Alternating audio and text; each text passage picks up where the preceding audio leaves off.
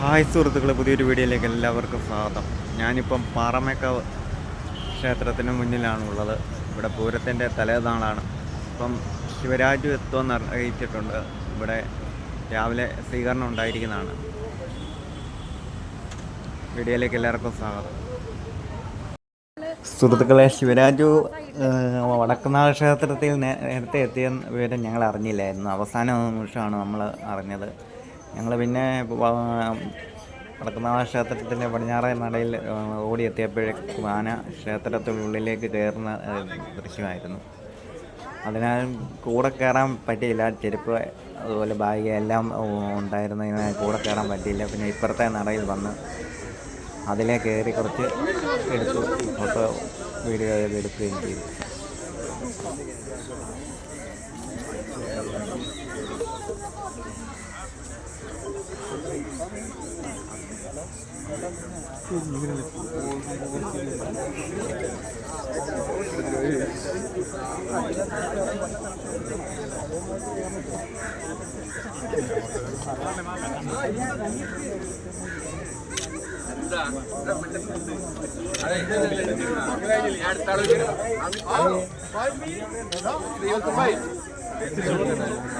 സുഹൃത്തുക്കളെ, ഇത് വടക്കുന്നാഥ ക്ഷേത്രത്തിനകത്തെ മതിൽക്കെട്ടിനകത്തുള്ള ദൃശ്യങ്ങളാണ്.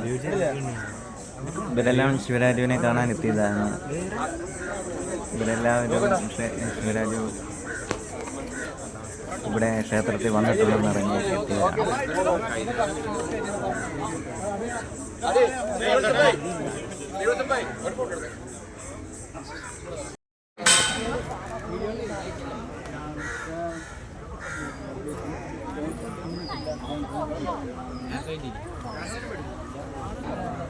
ഡിമാൻഡ് പിടിച്ചാൽ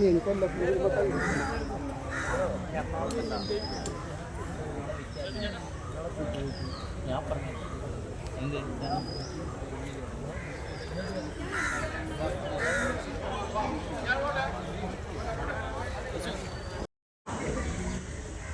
ശിവരാജു ക്ഷേത്രം മതിൽക്കെട്ടിനകവും വലം വെച്ച് കിഴക്കേ നടയിലൂടെയാണ് പുറത്തിറങ്ങുന്നത്. അതിലെ ശിവരാജു വലം വെച്ച് വരികയാണ്. നമുക്ക് കിഴക്കേ നടയിൽ കാത്തു നിൽക്കാം. സുഹൃത്തുക്കളെ, ഈ വഴിയിലൂടെയാണ് ശിവരാജു പുറത്തേക്ക് ഇറങ്ങുന്നത്. ചെണ്ടമേളത്തിൻ്റെ അകമ്പൊടിയോടുകൂടിയാണ് ശിവരാജുവിനെ സ്വീകരിക്കുന്നത്. പിന്നെ യൂട്യൂബിൻ്റെ പോളിസി അനുസരിച്ച് ഈ പ്രാവശ്യം ഈ 2026 പഞ്ചവാദ്യം, പഞ്ചാരിമേള എന്നിവയ്ക്കൊക്കെ റെസ്ട്രിക്ഷൻ ഉള്ളതുകൊണ്ട് ഞാൻ ചെണ്ടമേളത്തിൻ്റെ വോളിയം മ്യൂട്ട് ചെയ്തിട്ടിരിക്കുകയാണ്. പിന്നെ ഇവരെല്ലാം ശിവരാജുവിനെ കാണാനായിട്ട് വന്നെത്തിയവരാണ്. തൃശ്ശൂർക്കാരെ കഴിഞ്ഞ് കൂടുതൽ മറുനാട്ടിൽ നിന്നുള്ള ശിവരാജു ഫാൻസ് എത്തിയിട്ടുണ്ട്. ഞാൻ കണ്ട ആൾക്കാർ, പരിചയപ്പെട്ട ആൾക്കാരും മിക്കവരും തൃശ്ശൂരിന് പുറത്തു നിന്നും വന്നവരായിരുന്നു. വടക്കുന്നാഥ ക്ഷേത്രത്തിലെ ഈ നടയിൽ ചില നിർമ്മാണ പ്രവൃത്തികൾ നടന്നുകൊണ്ടിരിക്കുകയാണ്.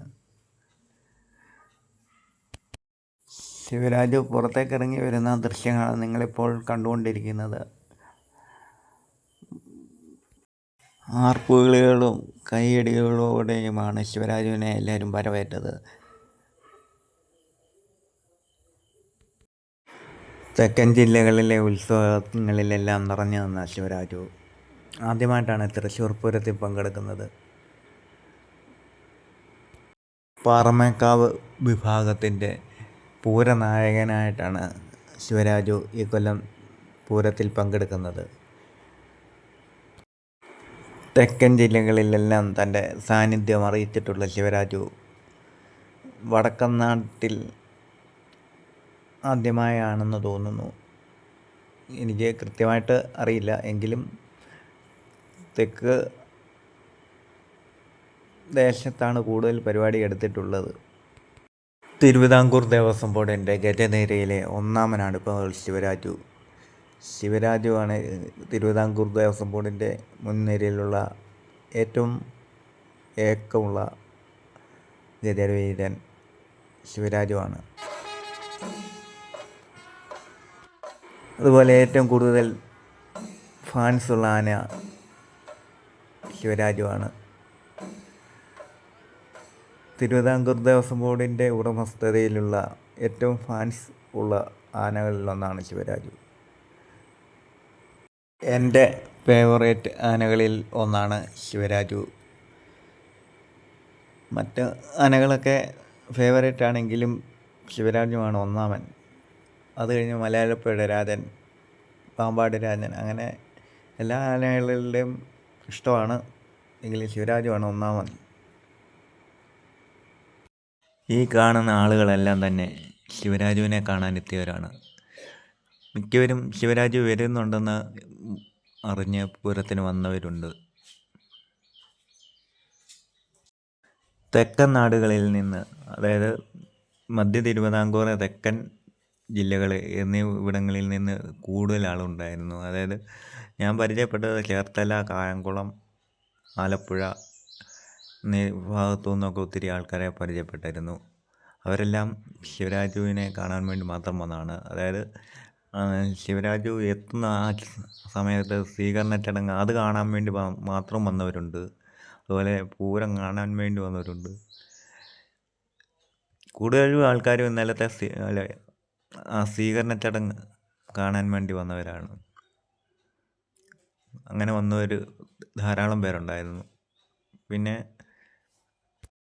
പിന്നെ വടക്കൻ നാട്ടിലും ശിവരാജുവിന് ധാരാളം ഫാൻസ് ഉണ്ട്.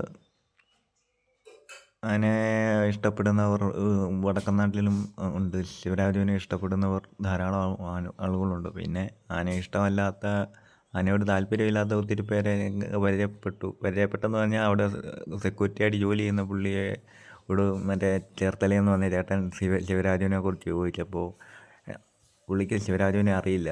എന്നാലും അങ്ങനെയൊക്കെയുള്ള രസകരമായിട്ടുള്ള അനുഭവം ഉണ്ടായിട്ടുണ്ട്. രാവിലെ 9 മണിക്ക് ആരംഭിച്ച സ്വീകരണ ചടങ്ങ് അവസാനിച്ചപ്പോൾ ഏകദേശം 11 മണി. 2 മണിക്കൂറിലേറെ സമയമെടുത്താണ് ശിവരാജു പാറമേക്കാവ് ക്ഷേത്രത്തിലെത്തിയത്.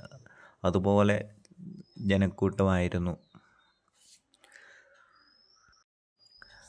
ഓരോ ചുവടും വയ്ക്കുന്നതും സാവധാനം ചുവട് വെച്ചാണ് പോകാൻ സാധിച്ചത്. അതുപോലെ ജനക്കൂട്ടമായിരുന്നു. വടക്കുന്നാഥ ക്ഷേത്രം മുതൽ പാറമേക്കാവ് ക്ഷേത്രം വരെ വളരെ ആളുകളുടെ സാന്നിധ്യം കൊണ്ട് വളരെ പ്രയാസപ്പെട്ടാണ് സംഘാടകർ മുന്നോട്ട് ഓരോ ചുവടും നീക്കിക്കൊണ്ടിരുന്നത്. ശിവരാജുവും രാമനും ഈ വർഷത്തെ പൂരത്തിനില്ലായിരുന്നെങ്കിൽ ഈ പൂരത്തിൻ്റെ പകിട്ട് ഇതിലും കുറഞ്ഞേനെ. കാരണം വെടിക്കെട്ട് അതുപോലുള്ള കാര്യങ്ങളൊന്നും ഈ പ്രാവശ്യം ഇല്ലായിരുന്നു. അതുകൊണ്ട് ശിവരാജുവിനെ കാണാൻ വേണ്ടി മാത്രം വന്നവർ ഒത്തിരി പേരുണ്ട്. അതുപോലെ രാമനെ കാണാൻ വേണ്ടി വരുന്നവർ ഒത്തിരി പേരുണ്ട്. ശിവരാജുവും രാമനും ഉണ്ടായിരുന്നത് കൊണ്ടാണ് ഈ പൂരത്തിൻ്റെ കുറച്ച് പകിട്ട് നഷ്ടപ്പെടാതെ നിന്നത്. ഞാൻ തൃശ്ശൂർ ചെല്ലുമ്പോഴൊക്കെ പോയി രാമനെ കാണാറുണ്ടായിരുന്നു. പേരാമംഗലത്ത് പോയി കാണാറുണ്ടായിരുന്നു. ഈ വർഷം കാണാൻ പറ്റിയില്ല. സമയക്രമീകരണം പറ്റിയില്ല. അതായത് ശിവരാജുവിൻ്റെ സ്വീകരണ ചടങ്ങുണ്ടായിരുന്നു. അതുപോലെ ഈ വർഷത്തെ പൂരത്തിന് നിൽക്കാൻ പറ്റത്തില്ലായിരുന്നു. കാരണം വർക്ക് അങ്ങനെയൊക്കെയുള്ള കാര്യങ്ങളുള്ളതുകൊണ്ട് പൂരത്തിന് നിൽക്കാൻ പറ്റിയില്ല. അന്നേരം പെട്ടെന്ന് ഇങ്ങ് തിരിക്കുകയും ചെയ്തു. അതുകൊണ്ട് രാമനെ ഈ പ്രാവശ്യം കാണാൻ പറ്റിയില്ല. ശിവരാജു വടക്കുംനാഥ ക്ഷേത്രത്തിൽ നിന്നും പാറമേക്കാവ് ക്ഷേത്രത്തിലേക്ക് അടുത്തുകൊണ്ടിരിക്കുകയാണ്. വളരെ സാവധാനമാണ് വരുന്നത്.